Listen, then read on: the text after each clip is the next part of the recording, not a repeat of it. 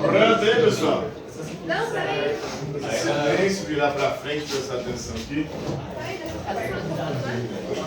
Então, cadê metade da aula, né? 25 minutos. Para vocês refletirem nas questões aí. Como proposto, como disse pelo governo do Estado, essa é uma semana de intervenção pedagógica, e trouxemos aí uma atividade diferente, com essas cartinhas aí de puxa, conversa e filosofia, que são perguntas para a gente pensar e dialogar. Cada cartinha, como eu disse, tem uma frase e uma pergunta elaborada em cima dessa frase ou desse texto de algum filósofo importante. Tem dos maiores filósofos da história, cada um pegou um filósofo diferente aí. Alguns pegaram o mesmo, tem uns que se repetiram e parece. Claro que parece que Nietzsche aí só promete uma pessoa, né? Então, nós desde a antiguidade, no mundo antigo, na Grécia, até a atualidade.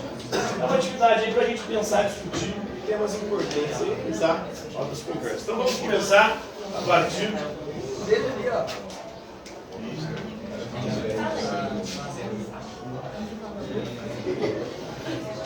Qual que é a frase, qual que é a pergunta e o que você pensou sobre? Fecha a porta aí para não entrar. Peraí, um pouquinho. Deixa eu concentrar aqui. Os colegas podem participar também do debate. A frase fala: o que os homens querem aprender da natureza é complicá-la para dominar completamente sobre ela e sobre os homens. Fora isso, nada contra. Você também acha que o único objetivo do ser humano é aprender para dominar? Sim. Sim? Eu creio que sim. Porque, tipo assim, se não domina, tem uma essência ali que, tipo assim, a gente vive muito por questão de interesse. A gente quer sempre aprender alguma coisa nova para dominar. Você quer dominar alguma coisa. Existe muita coisa assim de ter um certo tipo de dominância. Sim, a reflexão então é a seguinte. Qual filósofo fala isso? É o Theodor Adorno e o Max Horkheimer. O Adorno, Theodor Adorno e o Max Horkheimer são dois filósofos da escola de Frankfurt. Eles dizem no texto ali que o único propósito do ser humano conhecer a natureza é para dominá-la, explorá-la. Vocês concordam com isso? Tem a questão também do mar, né? Porque, tipo assim, o mar ele não é totalmente explorado. E você diz que tem até medo do mar por causa disso. Ele não foi 100% explorado. Sim, mas há alguns problemas. E claro que, de fato, o conhecimento nos permite dominar a natureza, e é importante. O Francis Bacon, no início da modernidade, vai dizer que saber é poder. Ou seja, para que a gente busca o conhecimento? Para dominar, para ter poder, para controlar aquilo que a gente conhece. Mas, muitas vezes, esse poder é tirânico e destrutivo.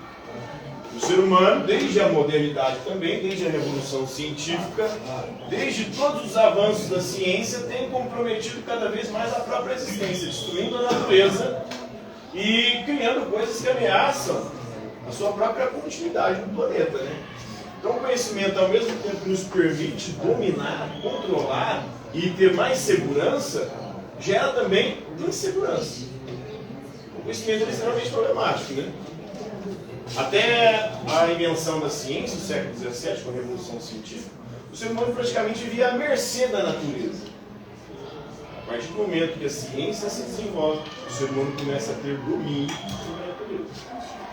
Mas esse domínio, a partir especialmente do século XX, começou a representar um risco para a própria humanidade. E para o planeta também. Apesar de que o planeta continua. A gente alterando o clima, alterando as condições do planeta, a gente está comprometendo a nossa própria existência aqui. O planeta, depois que a gente acabar, ele continua. Se a gente acabar com as condições de continuarmos aqui. E vocês, o que vocês pensam disso aí? Alguém quer falar alguma coisa? Não? Então vamos para a próxima. Os homens fazem sua própria história. Mas os homens fazem como querem. Não fazem sob circunstâncias de sua escolha, e sim sobre aquelas com que se levantam diretamente. Negados e procedentes do passado da boa condição. Você acha que o passado comanda a vida? Eu acho que sim.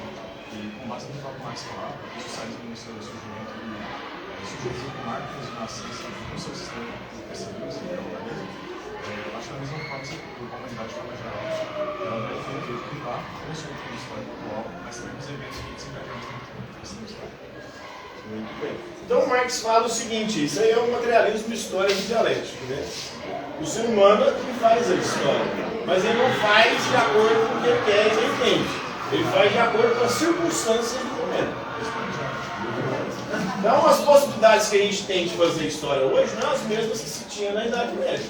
Hoje a gente tem aí, né, uma bomba atômica, está falando de natureza aí desse poder de destruição da humanidade. Isso não existia. Então o ser humano pode fazer história a partir das circunstâncias do momento em que ele vive. E quando ele faz essa história, as alterações que ele pode fazer depende também das circunstâncias históricas. Uma guerra na Idade Média era com catapulta. Agora uma guerra, né, é com armas de destruição em massa. Estamos falando aqui de armas físicas, fora as bioquímicas.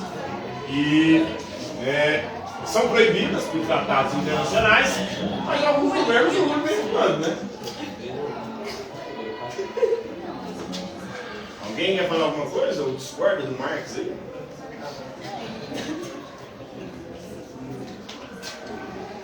Para Arthur Schopenhauer, o conhecimento é uma relação entre o objeto percebido e o sujeito. Por isso, o ser humano não conhece as coisas como elas são, mas apenas como elas podem ser percebidas e interpretadas. Assim que a realidade absoluta não existe. Que argumento você usaria para contestar essa afirmação? Eu mesmo, particularmente, não usaria nenhum argumento, porque eu concordo com ele. Mas é um exercício, né? Eu também concordo com ele, mas é bom a gente exercitar. Porque, tipo assim, trazendo um exemplo da qualidade, eu poderia usar múltiplos exemplos. Mas, assim, um celular, por exemplo, as informações que para mim são úteis, eu adquiro através de um celular, se eu mostrar isso à minha avó, ela pode falar, não, isso daí tá errado, você tem que buscar informações através de jornais, essas coisas assim. Então, tipo assim, não é uma realidade absoluta, o que está certo, você buscar informação desse jeito e desse jeito. É muito abstrato, né, as percepções. A percepção é individual, né? E cada um faz uma ideia diferente. Então, o que o Schopenhauer está falando na frase ali é o seguinte: eu não conheço as coisas como as coisas são. Eu só conheço a ideia que eu faço das coisas. Eu não conheço a realidade como a realidade é, eu só conheço a ideia que eu faço. E assim serve a pessoas também, né? Tem exemplo de pessoas. Você acha que você conhece a pessoa, então você conhece a ideia que você fez dela.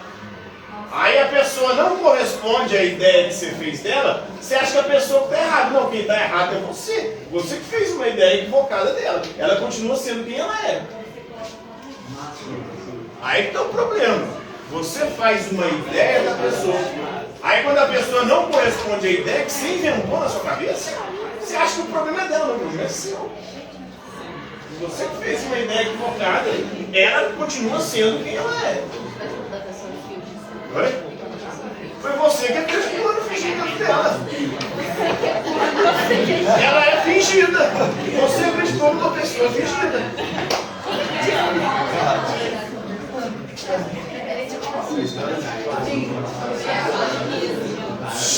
Eu estou estudando, peraí, gente.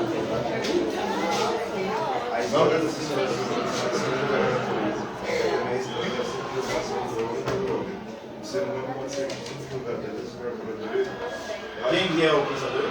Max Horkheimer. De novo, o Horkheimer também estava aqui com a história de Frankfurt. Eu acho que sim, foi uma reunião internacional. Então, aí ele dá continuidade a dele. Na dele eles estão falando aqui sobre o domínio sobre a natureza. E a ciência e a tecnologia que o ser humano desenvolveu não se como é que eu posso chamar isso? Não se restringiu a somente dominar a natureza. Hoje a ciência e a tecnologia é usada para o ser humano dominar o... Uma prova disso é o celular, que você falou também na outra aí, né? O celular e os algoritmos, eles funcionam numa dinâmica para o quê? Para nos manipular. Para nos reter ali nas redes sociais, no modo tempo possível. Para fazer a gente consumir. gastar o que não tem para comprar o que não precisa para aparecer para quem a gente nem gosta, nem conhece, nem sabe. Né? Então, a tecnologia hoje é feita ou é desenvolvida não só para controlar e dominar a natureza, mas para nos dominar, nos manipular. Fazer a gente acreditar que aquilo que a gente acredita é a gente que acredita, quando na verdade foi sugestionado por algum algoritmo, de acordo com uma bolha. Aí você fica fechado naquela bolha de pensamento e não consegue vislumbrar nada além daquilo. Você não questiona. As pessoas sempre isso. Na verdade, questionar é complicado porque o ser humano trabalha na lei do mínimo esforço. Nosso cérebro funciona nessa dinâmica. E por funcionar nessa dinâmica, ele tem preguiça de refletir quando algo compromete as crenças prévias dele. E aí tem o que chamar de heurística ou de vieses, né, dentro hoje da psicologia. Heurística e vieses, heurística é uma forma de você atalhar poder resolver os problemas. Porque se você ficar pensando, refletindo sobre qualquer circunstância da vida, você vai gastar uma energia considerável. Tanto que a maior parte da energia do nosso corpo é gasta no nosso cérebro. Se você ficar pensando demais, você vai foder o seu cérebro e o seu próprio corpo também. Então aí ele atalha, a heurística é um atalho mental para você resolver mais facilmente as coisas. Mas esse atalho leva você a fazer escolhas de acordo com as crenças prévias, né? Você não consegue sair daquela dinâmica. O botão desaparece no desabrochar da flor, e pode-se dizer que é refutado pela flor. Igualmente, a flor se explica por meio do fruto como o nosso o fruto se busca o lugar da flor como a verdade da planta, a época do fruto. Como essa metáfora pode ser explicada na prática cotidiana? Bom, eu interpretei isso daqui como uma visão determinista e holista, em que diz que cada organismo está internamente ligado entre si, cada fase da humanidade é ligada entre si, e cada organismo está ligado entre si. Então, eu acredito que isso daqui é um claro exemplo de que cada humano interagindo, interação entre si, pode cada um interferir na vida do outro, tem clara ligação com o outro. Pode ser dito também com a prática do determinismo. E aí também está o resumo da dialética de Hegel nessa frase. Porque Hegel quer mostrar que até a natureza ela funciona de forma dialética. A semente ela tem que deixar de ser semente para se tornar planta. A planta tem que deixar de ser planta para se tornar fruto. Então, é a todo momento um momento negando o outro. O ser humano, o seu desenvolvimento, para se tornar jovem, ele tem que deixar de ser criança, ele tem que negar a sua infantilidade. Para se tornar adulto, ele tem que negar a sua juventude. E assim é o processo dialético. Cada momento é uma negação do momento anterior, ou é uma síntese, é um processo ali de tese, antítese e síntese. Então, por exemplo, surge lá na questão da política, o absolutismo de Hobbes. Uma posição que tem que justificar o momento histórico. Aí surge a negação do absolutismo com Locke, o liberalismo. Aí vem o Rousseau, com a negação dos dois, tentando fazer uma síntese. Ele pega elementos de Rousseau, um Estado com poderes quase absolutos, mas esse Estado é representativo da vontade geral. Ele pega um pouco do parlamentarismo, mas só que ele expande. O parlamentarismo é um sistema representativo. Para Rousseau tem que ser todo mundo.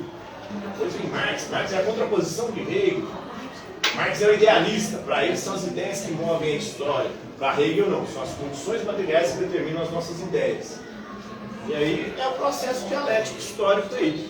Né? Isso funciona na natureza, mas também em qualquer circunstância humana. Nossa, vamos lá. Qualquer reflexão, perfeição. Você me fudeu no touro ontem, rapaz.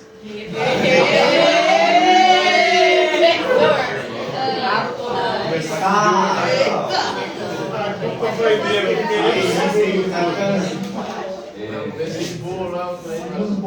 e ainda quase eu vi a conclusão, velho. Tentei segurar, viu o bagulho. Eu subi calçado aí, não tinha nem subido calçado. Nem podia.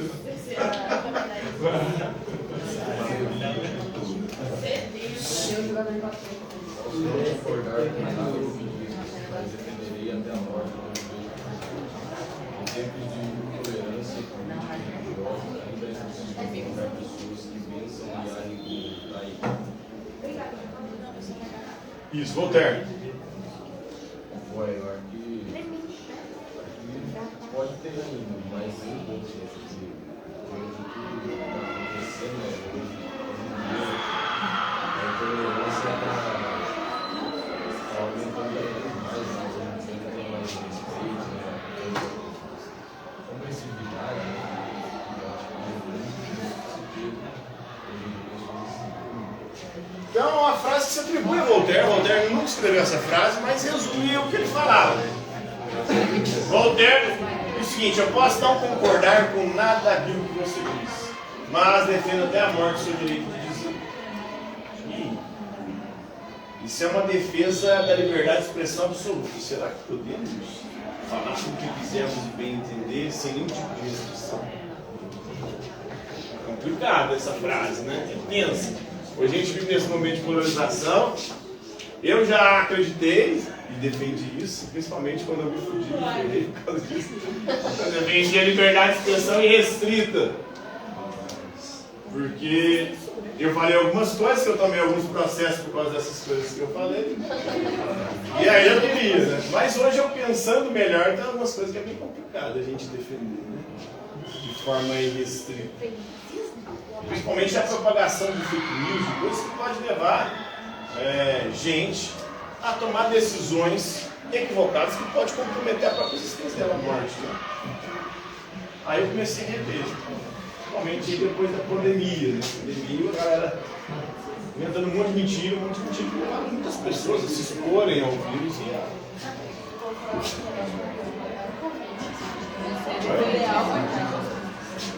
Então vamos seguir as filas, vamos lá. Rapidão, vamos lá. Pra gente conseguir contemplar todo mundo.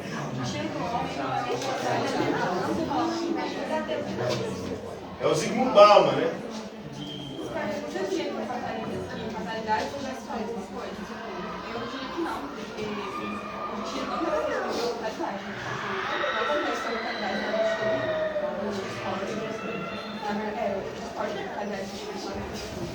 Então, o Zygmunt Bauman dizendo aqui que o destino não é uma fatalidade. O que isso quer dizer, essa frase? O destino vem só para conhecimento. Assim, isso é evolução pessoal de ser. A noção de destino ela é um pouco complexa, né?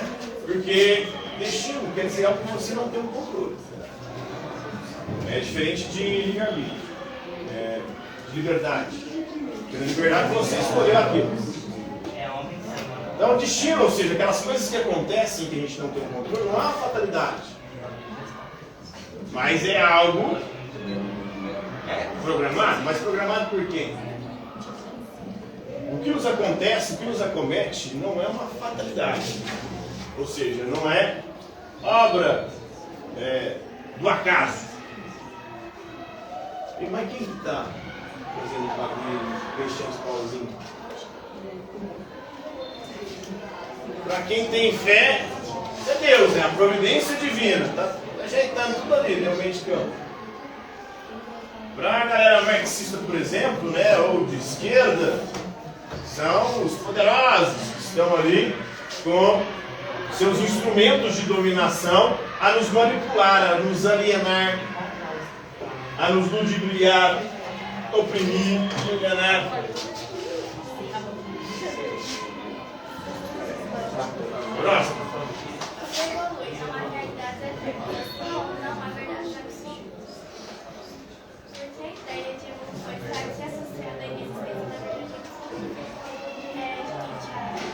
Nietzsche. Então não há ideia, não há verdade absoluta, né?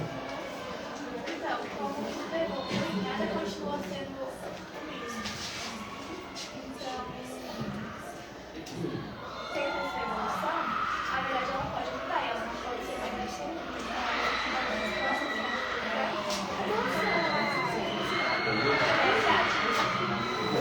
Então, para a gente não existe verdade absoluta, como um dogma, né?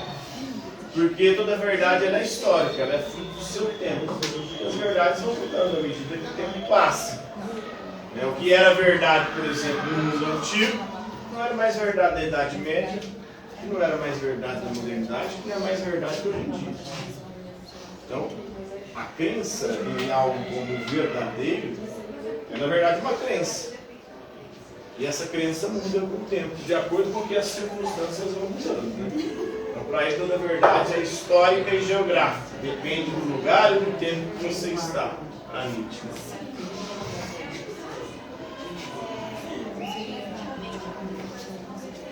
Oi?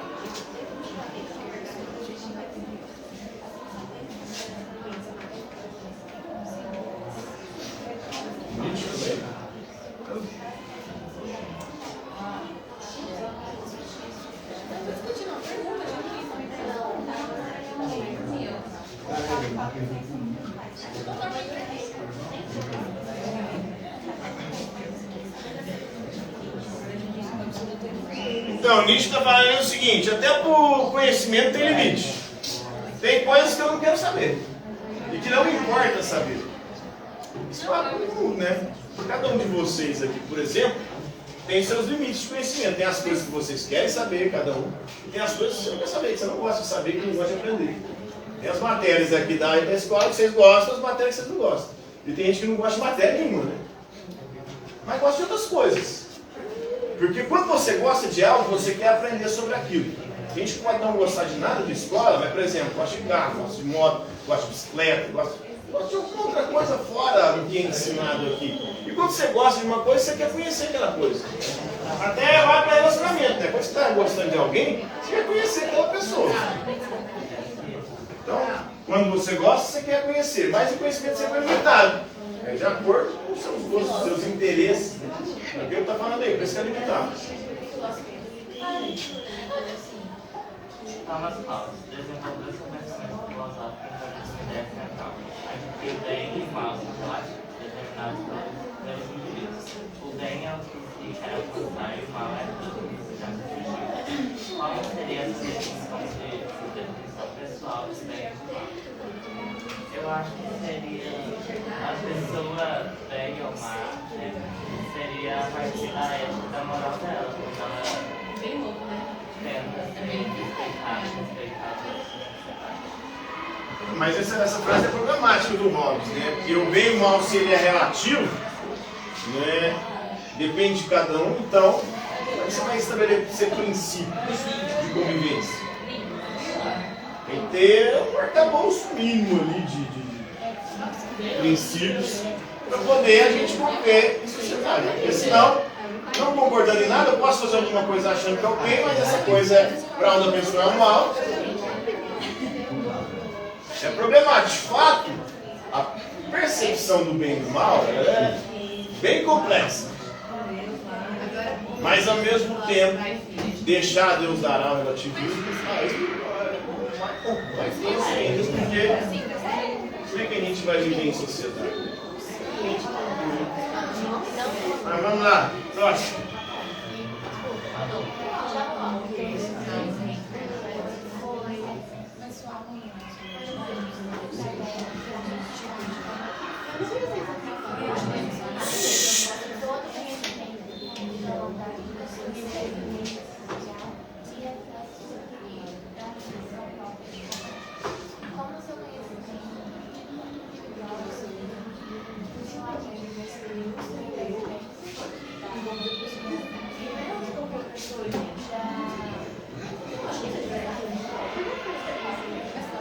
Então, logo que eu percebi a experiência sensível, nesse sentido. E daí era para briga entre nacionalistas e empiristas. Os nacionalistas do conhecimento da razão, os empiristas da experiência sensível. Vamos lá, mais um meio.